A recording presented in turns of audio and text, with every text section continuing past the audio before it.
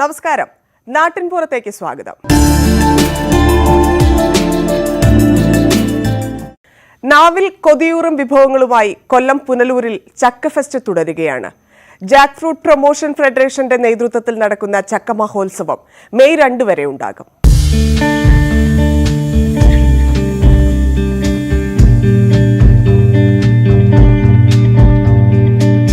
നാവിൽ കൊതിയൂറും വിഭവങ്ങൾ അണിനിരത്തിയാണ് ഫെസ്റ്റ്. ചക്കയിൽ നിന്നുള്ള 25ഓളം വിഭവങ്ങൾ മേളയിലുണ്ട്. വിവിധ കുടുംബശ്രീ, പുരുഷ സ്വയം സഹായ സംഘങ്ങളുടെ സഹകരണത്തോടെയാണ് മേള സംഘടിപ്പിക്കുന്നത്. കൂൺ, നെല്ലിക്ക, തേൻ എന്നിവയിൽ നിന്നുമുള്ള മൂല്യവർദ്ധിത ഉൽപ്പന്നങ്ങളും വിൽപ്പനയ്ക്കുണ്ടാകും. മൂല്യവർദ്ധിത ഉൽപ്പന്നങ്ങളായ ചക്കയുടെ അച്ചാറുണ്ട്, ചക്ക ഹലുവയുണ്ട്, ചക്ക വരട്ടിയുണ്ട്, ചക്ക ചമ്മന്തിപ്പൊടിയുണ്ട്, ചക്ക ഐസ്ക്രീമുണ്ട്, ചക്ക പപ്പടമുണ്ട്, ചക്ക വെളിച്ചെണ്ണ വറുത്തതുണ്ട്. അപ്പം അങ്ങനെ നിരവധി ഉൽപ്പന്നങ്ങൾ നമുക്ക് ചക്കയിൽ നിന്ന് ഉൽപ്പന്നങ്ങളായിട്ട് വരുന്നുണ്ട്. അതുകൂടാതെ തന്നെ ഇവിടെ തന്നെ തയ്യാറാക്കുന്ന അത് ഞങ്ങളുടെ സ്പെഷ്യൽ ഐറ്റംസ് ആണ്. ഈ മഹോത്സവ നഗരിയിൽ തന്നെ തയ്യാറാക്കുന്ന ചക്ക പായസവും ചക്ക ഉണ്ണിയപ്പവും, ഈ 2 ഐറ്റംസും ഇവിടെ തന്നെ നമ്മൾ അന്നേരം തന്നെ ജനങ്ങളുടെ സന്ദർശകരുടെ മുന്നിൽ തന്നെ തയ്യാറാക്കിയിട്ട് അവർക്ക് സാമ്പിൾ കഴിക്കാൻ, ടേസ്റ്റ് ചെയ്യാനുള്ളൊരു അവസരം കൊടുക്കുന്നുണ്ട്. ചക്ക മഹോത്സവത്തിൽ വെച്ച് തയ്യാറാക്കുന്ന ചൂട് ചക്ക പായസവും ചക്ക ഉണ്ണിയപ്പവും മേളയുടെ പ്രത്യേകതയാണ്. 1 വർഷം കൊണ്ട് കായ്ക്കുന്ന ആയുർജാക്ക്, വിയറ്റ്നാം എയർലി തുടങ്ങിയ ഓൾ സീസൺ പ്ലാവിൻ തൈകളും 6 മാസം കൊണ്ട് കായ്ക്കുന്ന തായ്ലൻഡ് ഓൾ സീസൺ മാവിൻ തൈകളും കാലാപ്പാടി, ബനാറസ്, അൽഫോൺസ, നീലൻ മാവിൻ തൈകളും വിൽപ്പനയ്ക്കായി സജ്ജമാക്കിയിട്ടുണ്ട്. പുനലൂർ TB ജംഗ്ഷനിലെ കൊട്ടാരത്തിൽ ബിൽഡിംഗിലാണ് ചക്ക മഹോത്സവം. ന്യൂസ് 18 പുനലൂർ. കടയ്ക്ക് മുന്നിൽ പൂന്തോട്ടം ഒരുക്കി വ്യത്യസ്തനാവുകയാണ് കണ്ണൂർ ഇരിട്ടിയിലെ ജയപ്രശാന്ത് എന്ന യുവ വ്യാപാരി. ആളുകൾ നടന്നു പോകുന്ന ഫുട്പാത്തിന്റെ കൈവരികളിലും കടയുടെ ഓരത്തുമാണ് പൂക്കളും പച്ചക്കറികളും പൂത്തു വിളഞ്ഞു നിൽക്കുന്നത്.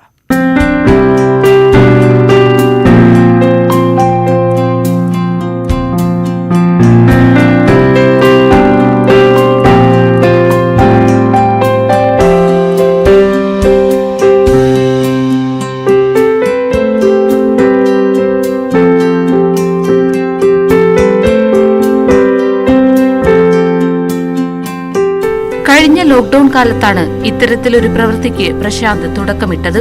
സമ്പൂർണ്ണ ലോക്ഡൌൺ മാറി നിയന്ത്രണങ്ങളോടെ കടകൾ തുറക്കാൻ തുടങ്ങിയ ദിനങ്ങൾ. റോഡിൽ നിന്നും അടിച്ചുകയറുന്ന പൊടി കടയിലെ സാധനങ്ങൾക്ക് ഭീഷണിയായി. പിന്നെ ഒന്നും ആലോചിച്ചില്ല. ദിവസവും രാവിലെ റോഡിൽ അടിഞ്ഞുകൂടുന്ന മണ്ണ് തൂത്തുകൂട്ടും, തുടർന്ന് വെള്ളം നനയ്ക്കും. ഓരോ ദിവസവും തൂത്തുകൂട്ടിയ മണ്ണിന്റെ അളവ് വർദ്ധിച്ചതോടെയാണ് പൂന്തോട്ടം എന്ന ആശയം മനസ്സിലുദിച്ചത്. ആദ്യം പൂച്ചെടികളാണ് നട്ടതെങ്കിൽ പിന്നീട് പച്ചക്കറിയിലേക്ക് മാറി. അതിനുണ്ടായ സാഹചര്യം പ്രശാന്ത് പറയും. ആദ്യം പൂച്ചെടികളായിരുന്നു.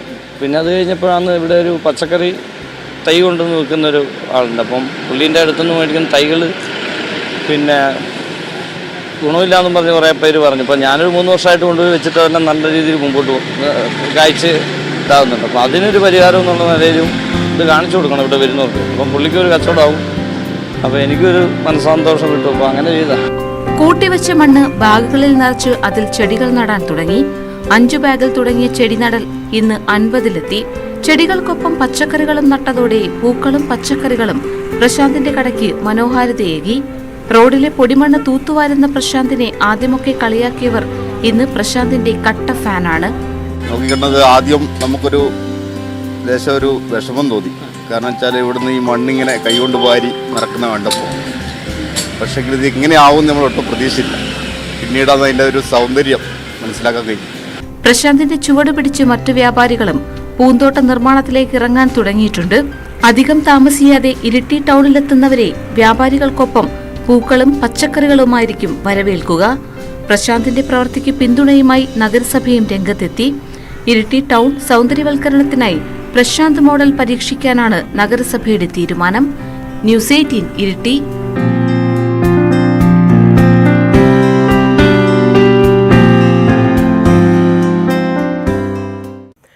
തരിശു പാടത്തിറക്കിയ നെൽകൃഷിക്ക് 100 മേനി വിളവ്. കോതമംഗലം കവളങ്ങാട് തലക്കോട് പാടശേഖരത്തിലാണ് വിളവെടുപ്പ് നടത്തിയത്. കവളങ്ങാട് പഞ്ചായത്തിന്റെ നേതൃത്വത്തിലായിരുന്നു ഇവിടെ കൃഷി ഇറക്കിയത്. കവളങ്ങാട് കൃഷിഭവന്റെയും പഞ്ചായത്തിന്റെയും അനാബിക കുടുംബശ്രീ യൂണിറ്റിന്റെയും സംയുക്താഭിമുഖ്യത്തിലാണ് കൃഷി. 10 വർഷമായി തരിശായി കിടന്ന പാടമാണ് ഉഴുതുമറിച്ച് കൃഷി ഇറക്കിയത്. താഴത്തോട്ട് TP അബ്രഹാം എന്ന കർഷകന്റെ 2 ഏക്കറോളം വരുന്ന പാടത്തു നിന്നാണ് 100 മേനി വിളവ് കൊയ്തത്. സംസ്ഥാന കൃഷി വകുപ്പിന്റെ ഞങ്ങളും കൃഷിയിലേക്ക് പദ്ധതിയുടെ ഭാഗമായിട്ടാണ് കൃഷി ഇറക്കിയത്. തരിശുരഹിത പഞ്ചായത്ത് എന്ന ലക്ഷ്യവും ഉണ്ട്.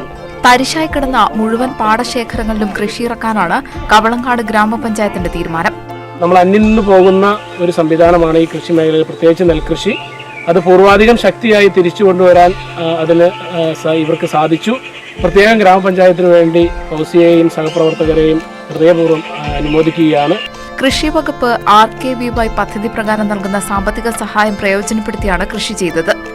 തലക്കോട് പാടശേഖരത്തിൽ നടന്ന ചടങ്ങിൽ ഗ്രാമപഞ്ചായത്ത് പ്രസിഡന്റ് സൈജൻ ചാക്കോ കൊയ്ത്തുത്സവം ഉദ്ഘാടനം ചെയ്തു. പഞ്ചായത്ത് വൈസ് പ്രസിഡന്റ് ജിൻസിയ ബിജു അധ്യക്ഷത വഹിച്ചു. കൃഷി ഇറക്കാൻ പ്രയത്നിച്ചവർക്ക് പഞ്ചായത്തിന്റെ വക ഉപഹാരങ്ങളും നൽകി. ന്യൂസ് 18 കോതമംഗലം.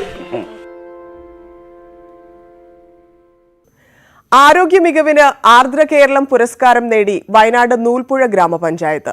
ഗ്രാമീണ ആരോഗ്യ മേഖലയിൽ തദ്ദേശ സ്വയംഭരണ സ്ഥാപനങ്ങൾ നടത്തിയ മികച്ച പ്രവർത്തനങ്ങൾക്കുള്ള അംഗീകാരമാണ് പുരസ്കാരം. 10 ലക്ഷം രൂപയും ട്രോഫിയും അടങ്ങുന്നതാണ് ഈ പുരസ്കാരം. ആരോഗ്യ മേഖലയുമായി ബന്ധപ്പെട്ട പ്രവർത്തനങ്ങൾ വിലയിരുത്തിയാണ് ആർദ്ര കേരളം പുരസ്കാരം നൽകുന്നത്. സംസ്ഥാന തലത്തിൽ മികച്ച പ്രവർത്തനം നടത്തിയതിനാണ് നൂൽപ്പുഴ പഞ്ചായത്ത് പുരസ്കാരത്തിന് തെരഞ്ഞെടുക്കപ്പെട്ടത്. സംസ്ഥാനത്ത് ആദ്യമായി ഇ-ഹെൽത്ത് സംവിധാനം നിലവിൽ വന്നത് നൂൽപ്പുഴയിലാണ്. സ്വകാര്യ ആശുപത്രികളെ വെല്ലുന്ന സംവിധാനങ്ങളും സൌകര്യങ്ങളും ഗുണമേന്മയുള്ള ചികിത്സയും ഇവിടെ ലഭ്യമാണ്. NKS അവാർഡും കായികൽപ്പ അവാർഡും ലഭിച്ചിട്ടുള്ള ഈ സ്ഥാപനത്തിന് വീണ്ടും ഒരു പൊന്തുവൽ കൂടിയാണ് ഈ ആർദ്ര കേരള പുരസ്കാർ അവാർഡ്. സത്യം പറഞ്ഞാൽ ഈ അവാർഡ് ശരിക്കും ഞങ്ങൾ സമർപ്പിക്കുന്നത് ഗ്രാമപഞ്ചായത്തിനാണ്. കാരണം അവരുടെ ഇത്രയും അകമഴിഞ്ഞ സഹകരണം കൊണ്ട് മാത്രമാണ് ഞങ്ങൾക്ക് ഇങ്ങനെ ഒരു അവാർഡ് നേടാൻ സാധിച്ചിട്ടുള്ളത്. സംസ്ഥാന അതിർത്തിയിൽ വനത്താൽ ചുറ്റപ്പെട്ട പ്രദേശമാണ് നൂൽപ്പുഴ. ജനസംഖ്യയുടെ ഭൂരിഭാഗവും ആദിവാസി വിഭാഗങ്ങളാണ്. ഏറെ പരിമിതികളിൽ നിന്നാണ് ആരോഗ്യമേഖലയിൽ മികച്ച ഇടപെടലുകൾ നടത്തിവരുന്നത്. ആദിവാസികൾ അടക്കമുള്ളവരുടെ ആരോഗ്യ സംരക്ഷണത്തിന് പഞ്ചായത്ത് പ്രത്യേക ശ്രദ്ധ നൽകുന്നുണ്ട്. നേരത്തെ രാജ്യത്തെ ഏറ്റവും മികച്ച പ്രാഥമികാരോഗ്യ കേന്ദ്രത്തിനുള്ള അംഗീകാരവും നൂൽപ്പുഴയ്ക്ക് ലഭിച്ചിരുന്നു. ന്യൂസ് 18 വയനാട്. മഞ്ഞപ്പട്ടുടുത്ത് ഇടുക്കിയിലെ മലനിരകൾ. വിഷുവിനെ വരവേൽക്കാൻ ഒരുങ്ങി നിൽക്കുകയാണ് ഈ കൊന്നപ്പൂക്കൾ. കാണാം ആ കാഴ്ചകൾ.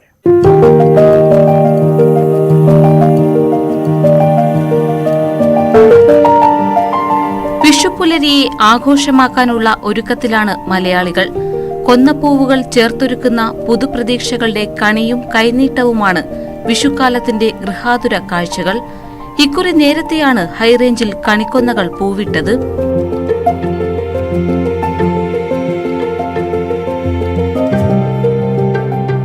കൊടുംവേനലിന് തൊട്ടുമുൻപ് പൂത്തുലഞ്ഞ് കാലവർഷമാകുമ്പോഴേക്കും കായ്കൾ വിത്ത് വിതരണത്തിന് പാകമാകുന്നതാണ്.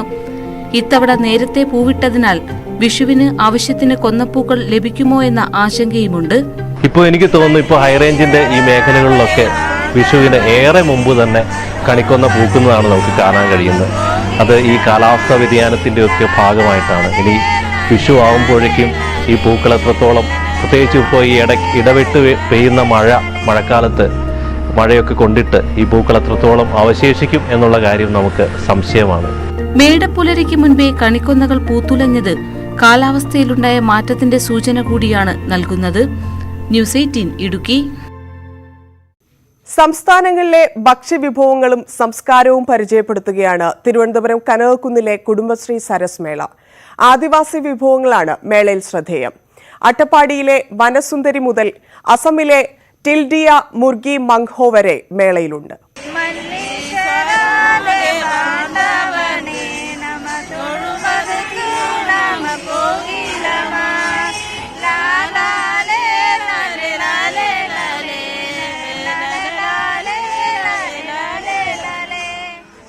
അട്ടപ്പാടിയിലെ ഏറ്റവും ശ്രദ്ധേയമായ ചിക്കൻ വിഭവമാണ് വനസുന്ദരി.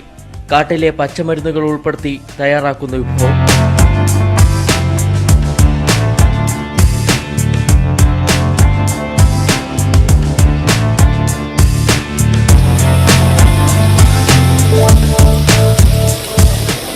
മഞ്ഞൾപ്പൊടി, ഉപ്പും ചിക്കനും ഇട്ട് വെള്ളത്തിൽ വേവിച്ചിട്ട് തനിയെ വെള്ളം വറ്റിച്ച് കഴിഞ്ഞിട്ട് നമ്മൾ ഗ്രേവി ഉണ്ടാക്കും.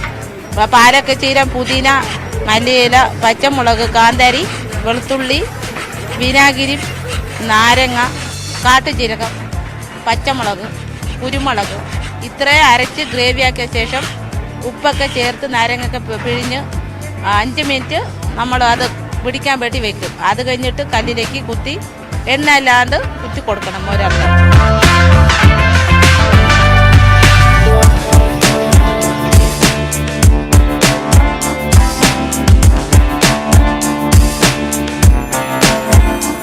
ആന്ധ്രയിൽ മോമോസാണ് താരം.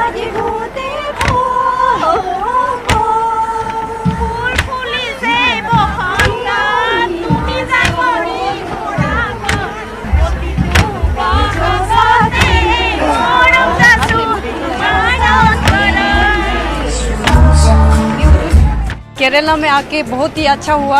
यहाँ का लोग बहुत ही अच्छा है और यहाँ पे हम लोग का स्टोर भी बहुत अच्छा से चल रहे.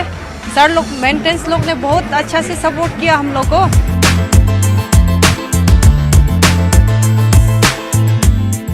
ആദിവാസി ഗോത്രവിഭാഗങ്ങളുടെ സ്പെഷ്യലുകളുടെ കാര്യത്തിൽ അസമും ഒട്ടും പിറകിലല്ല. മാവുസവുൽ എന്നറിയപ്പെടുന്ന ചോറും കറുത്ത നിറത്തിലുള്ള ചിക്കൻ വിഭവമായ ടിൽദിയ മുർഗി മങ്ഹോയുമാണ് ഇവിടുത്തെ സ്പെഷ്യൽ.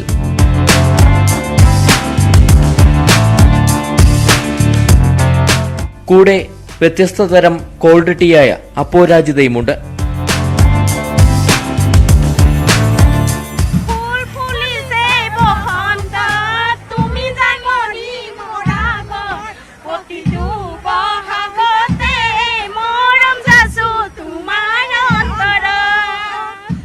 ബിപിൻ മുരളിക്കൊപ്പം SS ശരൺ, ന്യൂസ് 18 തിരുവനന്തപുരം.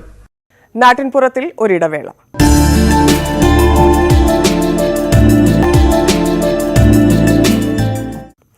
വിഷുവിന് കണി കണ്ടുണരാൻ കൃഷ്ണശില്പങ്ങൾ തയ്യാറായി. മലപ്പുറം എടപ്പാൾ വെങ്ങിണിക്കര സ്വദേശി കൃഷ്ണൻ തിരക്കിലാണ്. ജീവസുറ്റ നിരവധി കൃഷ്ണശില്പങ്ങളാണ് ഇദ്ദേഹം നിർമ്മിക്കുന്നത്.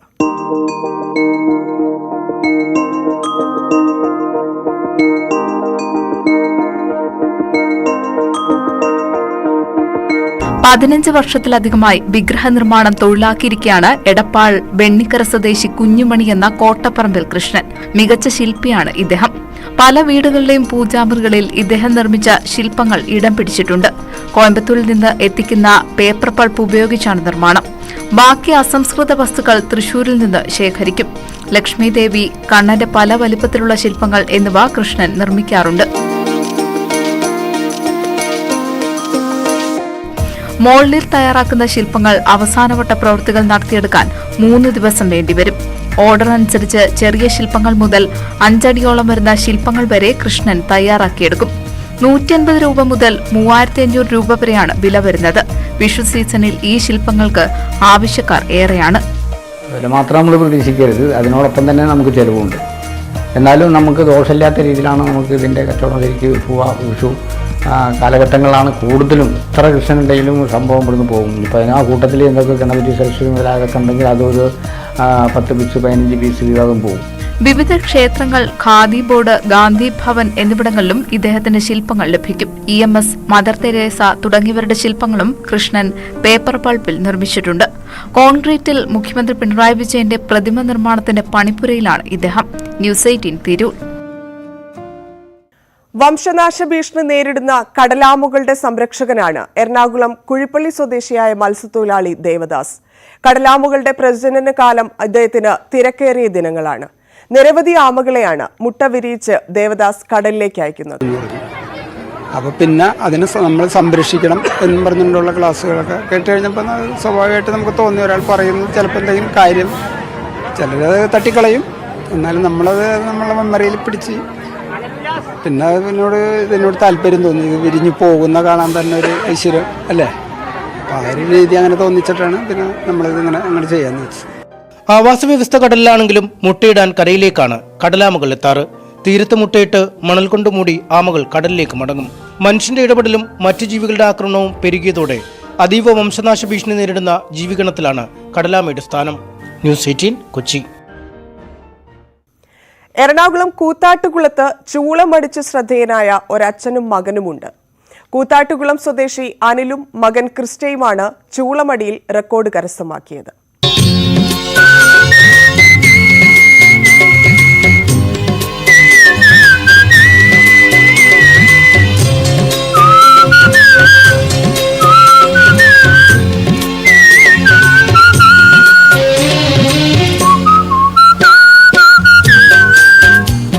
കുട്ടിക്കാലത്ത് അച്ഛന്റെ ചൂളമടിക്കെട്ടാണ് അനിൽ ചൂളമടിച്ചു തുടങ്ങിയത്.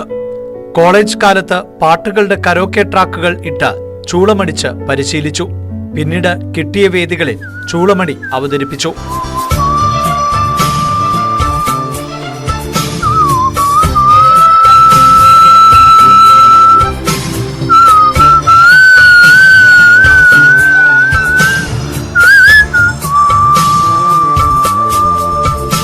ബോംബെ ആസ്ഥാനമായ ഇന്ത്യൻ വിസിലേഴ്സ് അസോസിയേഷനുമായി ബന്ധപ്പെട്ട് കൊച്ചി ആസ്ഥാനമായി പ്രവർത്തിക്കുന്ന വേൾഡ് ഓഫ് വിസിലേഴ്സ് അസോസിയേഷൻ സംഘടനയിൽ അംഗമാണ് Anil.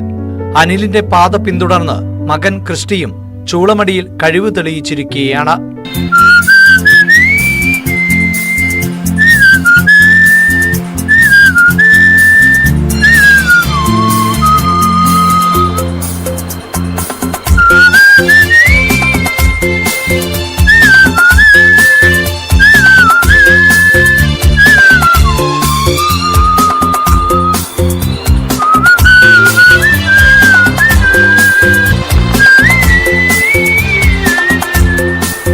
Guinness book of records, ലിങ്ക book of records, Asia book of records, best of India records എന്നിവ അച്ഛനും മകനും കരസ്ഥമാക്കി. കരാട്ടയിലും മികവ് തെളിയിച്ച അനിൽ ഇന്ത്യയെ പ്രതിനിധീകരിച്ച് നിരവധി മത്സരങ്ങളിലും പങ്കെടുത്തിട്ടുണ്ട്. നിലവിൽ Koothattukulam cable TV consumer welfare association സെക്രട്ടറിയാണ് അനിൽ. 7ാം ക്ലാസ് വിദ്യാർത്ഥിയാണ് ക്രിസ്റ്റി.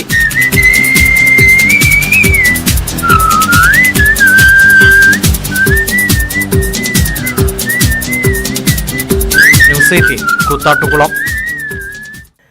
ദൃശ്യവിസ്മയത്തിന്റെ വേറിട്ട അധ്യായം തീർത്ത് തിരുവനന്തപുരം അരുവിക്കര കടമ്പനാട് LP സ്കൂൾ കുട്ടികൾ വിൽപ്പാട്ട് അവതരിപ്പിച്ചാണ് ഇവർ ശ്രദ്ധേയരായത്. ഞങ്ങൾ അവതരിപ്പിക്കുന്ന കഥ കൊറോണ.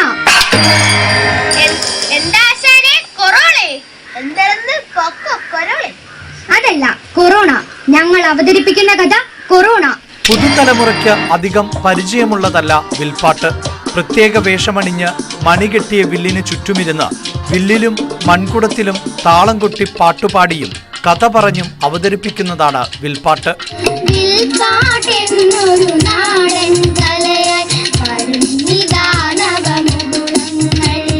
തനിമ നഷ്ടപ്പെടാതെയാണ് അരുവിക്കര കടമ്പനാട് LP സ്കൂളിൽ വിൽപ്പാട്ട് സംഘടിപ്പിച്ചത്.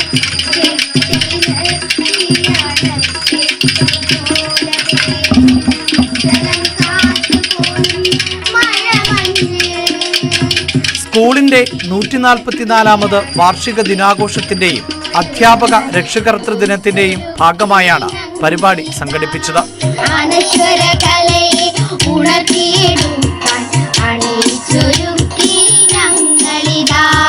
ആദ്യമായാണ് സ്കൂളിൽ വിൽപ്പാട്ട് സംഘടിപ്പിച്ചത്. കോവിഡ് ആയിരുന്നു പ്രമേയം. 10 വിദ്യാർത്ഥികൾ പങ്കെടുത്തു. വിവിധ കലാപരിപാടികളും നടന്നു. സർഗശേഷിയുള്ള കുട്ടികളെ കണ്ടെത്തുന്നതിനായി സ്കൂളിൽ ടാലന്റ് ലാബ് തുടങ്ങിയതായി ഹെഡ്മാസ്റ്റർ C. സെബാസ്റ്റ്യൻ പറഞ്ഞു. പ്രിയമുള്ളവരെ, നമ്മുടെ വിൽപ്പാട്ട് ഇവിടെ അവസാനിച്ചിരിക്കുന്നു. എല്ലാവർക്കും വിനീതമായ നന്ദി. ന്യൂസ് 18 നെടുമങ്ങാട്. വേരിലും സിമന്റിലും രൂപങ്ങൾ കൊത്തിയെടുക്കുകയാണ് കണ്ണൂർ ചപ്പാരപ്പടവിലെ ഒരു യുവാവ്. ആലത്തട്ടിലെ ശ്രീജിത്താണ് മനോഹരങ്ങളായ ശില്പങ്ങൾ തീർക്കുന്നത്.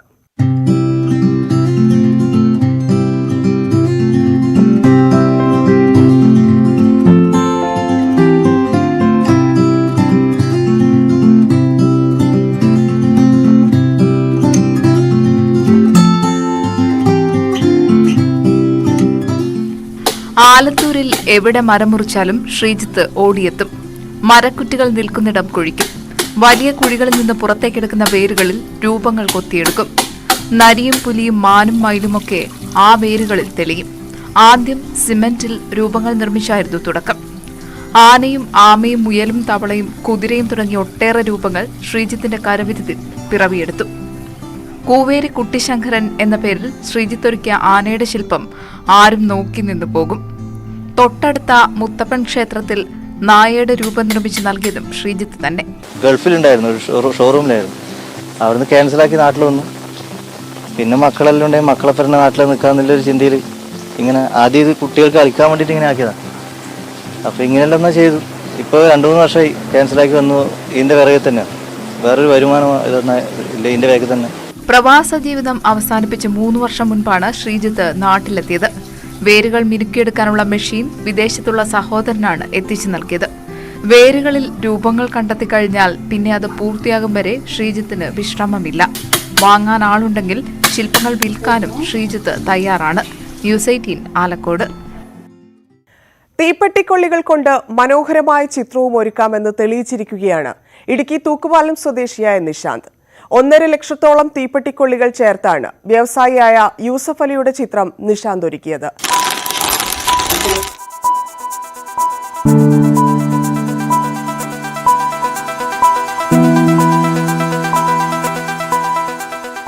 ഓരോ തീപ്പെട്ടിക്കുള്ളിയും ശ്രദ്ധാപൂർവം ചേർത്തുവച്ചാണ് പെയിന്റിങ്ങിനെ പോലും അതിശയിപ്പിക്കുന്ന തരത്തിൽ നിശാന്ത് തീപ്പെട്ടിക്കുള്ളി ചിത്രം ഒരുക്കിയത്. 50 ദിവസങ്ങളാണ് ചിത്രം പൂർത്തീകരിക്കാൻ വേണ്ടി വന്നത്. 1.5 ലക്ഷത്തോളം തീപ്പെട്ടിക്കുള്ളികൾ ഉപയോഗിച്ചു. സമീപത്തെ വ്യാപാര സ്ഥാപനങ്ങളിലെ മുഴുവൻ തീപ്പെട്ടികളും വാങ്ങിയെങ്കിലും തികയാതെ വന്നതോടെ സഹോദരിയുടെ സഹായത്തോടെ കോട്ടയത്ത് നിന്നും തീപ്പെട്ടികൾ എത്തിച്ചു. തീപ്പെട്ടിക്കുള്ളികൾ കൃത്യമായ അനുപാതത്തിൽ മുറിച്ചെടുത്ത ശേഷം ഫ്ലക്സ് ക്യൂബ് ഉപയോഗിച്ചാണ് അവ ക്യാൻവാസിൽ ഒട്ടിച്ചു ചേർത്തത്. ഇത് ചെയ്യുന്ന സമയത്ത് ഈ പശ ഒഴിച്ച് ഒട്ടിക്കുമായിരുന്നു. ഓരോ സ്റ്റിക്ക് എടുത്ത് ഇങ്ങനെ ഒട്ടിച്ചാണ് ഇത് പൂർത്തീകരിച്ചത്. 50 ദിവസം എന്ന് പറയുമ്പോഴത്തേക്ക് 25 ദിവസത്തോളം ഞാൻ സത്യം പറഞ്ഞു കഴിഞ്ഞാൽ ഉറങ്ങിയിട്ടില്ല. ഇതിന്റെ ആ ഒരു ഫ്ലെക്സ് കിക്കിന്റെ ആ ഒരു സ്മെല്ലടിച്ചിട്ട് എനിക്ക് ശ്വാസം മുട്ടൽ പോലെയൊക്കെ ഉണ്ടായി, ശ്വാസതടസ്സമൊക്കെ ഉണ്ടായിരുന്നു. പെയിന്റിംഗ് തൊഴിലാളിയായിരുന്ന നിശാന്തിന് 7 വർഷങ്ങൾക്ക് മുൻപ് ജോലിക്കിടെ അപകടം സംഭവിച്ചിരുന്നു. കെട്ടിടത്തിന് മുകളിൽ നിന്ന് താഴേക്ക് വീണതിനെ തുടർന്ന് നട്ടെല്ലിന് പരിക്ക് പറ്റി. 2 വർഷത്തോളം അരയ്ക്ക് താഴേക്ക് പൂർണ്ണമായും തളർന്നു കിടപ്പിലായിരുന്നു. വിധിയേകിയ തിരിച്ചടികളിൽ തളരാതെ നിറങ്ങൾ കൊണ്ട് ജീവിതത്തെ നേരിടുകയാണ് ഈ യുവാവ്. കുടുംബത്തിന്റെ ഏക ആശ്രയം ചിത്രരചനയിലൂടെ നിശാന്ത് കണ്ടെത്തുന്ന ചെറിയ വരുമാനമാണ്. സ്ക്രൂ ക്യാൻവാസിലൊരുക്കി സുരേഷ് ഗോപിയുടെ ചിത്രം ഉൾപ്പെടെ വൈവിധ്യമാർന്ന വിവിധ ചിത്രങ്ങൾ നിശാന്ത് ഒരുക്കാറുണ്ട്. ന്യൂസ് 18 നെടുങ്കണ്ടം. നാട്ടിൻപുറം അവസാനിക്കുകയാണ്. കൂടുതൽ വിശേഷങ്ങളും വാർത്തകളുമായി ഇനി അടുത്തയാഴ്ച. നമസ്കാരം.